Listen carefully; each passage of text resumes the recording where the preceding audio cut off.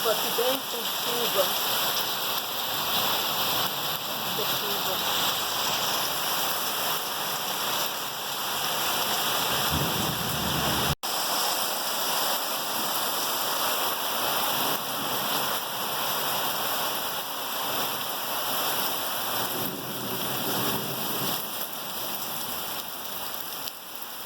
Olha, tanto de água.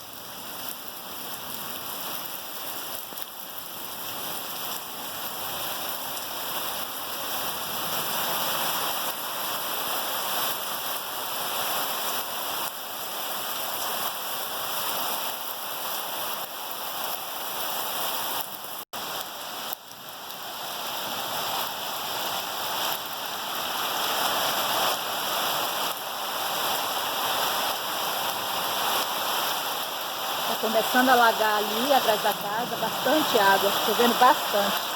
Depois de um dia com muito sol, bastante calor, agora essa bênção de chuva.